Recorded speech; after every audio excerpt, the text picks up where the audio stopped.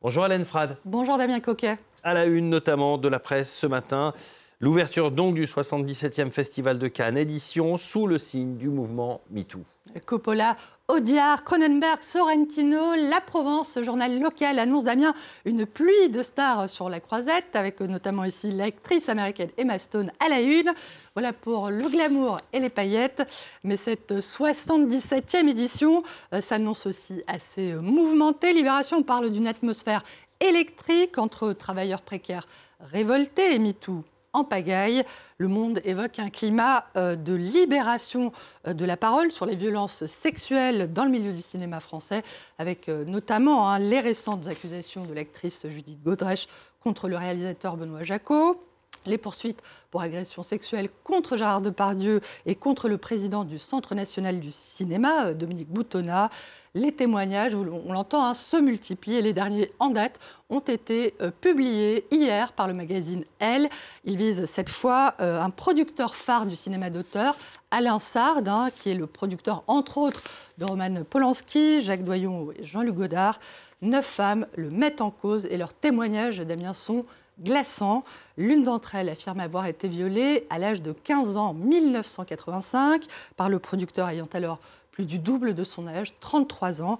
Il m'a sauté dessus, je me souviens très bien de ses lèvres, de sa bouche dégueulasse. Il était laid malgré ses mains manucurées. C'était bestial. Il m'a maintenu et violée. Fin de citation.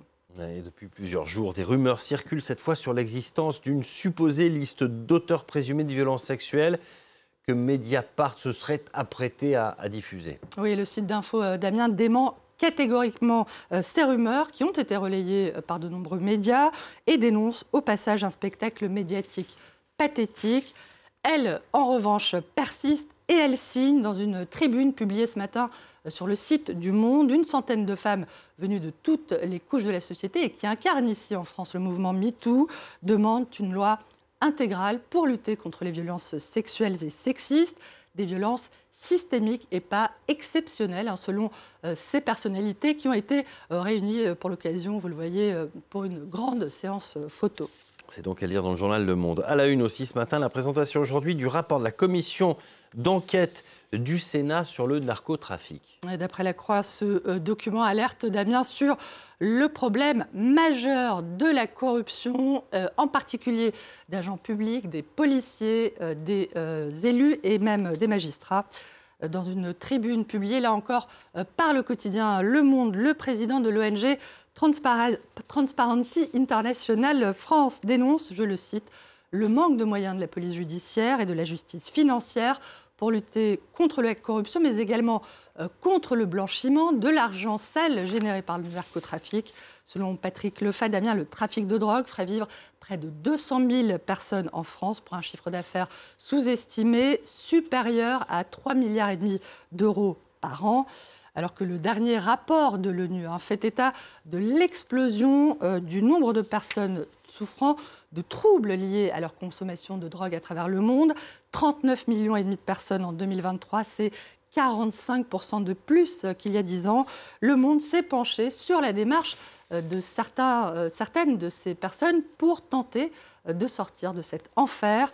Des abîmés de la drogue qui se sont tournés vers le mouvement narcotique anonyme, un mouvement d'entraide mondial qui a été introduit ici en France au début des années 80 sur le modèle des alcooliques anonymes. Et ces témoignages, Damien, sont à retrouver également sur le site du Monde, avec les autres volets de la série extrêmement riche que publie le journal depuis plusieurs jours maintenant, intitulée Overdose. Oui, enquête magistrale du journal Le Monde depuis plusieurs semaines. On prend la direction du Koweït à présent, où l'émir du Koweït a approuvé hier un nouveau gouvernement. C'est le 9e en 4 ans, le second depuis son intronisation en décembre. Cette annonce 2 jours après la dissolution du Parlement, jusqu'à nouvel ordre et sans convocation de nouvelles élections, interroge sur les projets de l'émir Meshal Al-Hamed Al-Sabah. D'après Courrier International, la seule quasi-démocratie du Golfe risque désormais de suivre le modèle autoritaire des Émirats de Mohamed Ben Zayed ou de l'Arabie Saoudite de Mohamed Ben Salman. À en croire le quotidien koweïtien Al-Jarida, la dissolution de l'Assemblée nationale serait, je cite, dans l'intérêt du Koweït et de ses habitants et aurait été décidée pour, je cite, répondre à l'emprise supposée des frères musulmans sur le Parlement dissous. Interrogée par le quotidien libanais L'Orient le Jour, l'experte Christine Diwan estime que cette crise serait plutôt le résultat de plusieurs facteurs convergents. Le changement qui s'accélère en effet en Arabie Saoudite, l'arrivée de ce nouvel émir et l'impératif de nommer un nouveau prince héritier, probablement plus jeune, ce qui aurait donné lieu à un contentieux avec certains députés selon l'émir du Koweït. Hélène, on ne se quitte pas là-dessus. Avant de vous dire tout à l'heure, Damien, je voulais partager avec vous cette info du Parisien qui annonce la diffusion d'une nouvelle campagne de sécurité routière pour inviter les hommes à conduire comme des femmes pour rester en vie. Cette campagne détourne évidemment les clichés et rappelle que l'immense majorité des accidents de la route mortels sont provoqués par des hommes qui représentent 93% des accidents de la route impliquant des conducteurs alcoolisés. Résumé de l'affaire, femme au volant, vie au tournant. Exactement. Merci beaucoup Hélène. On va revenir sur le Festival de Cannes à l'occasion de l'ouverture de la 77e édition. Un secteur en pleine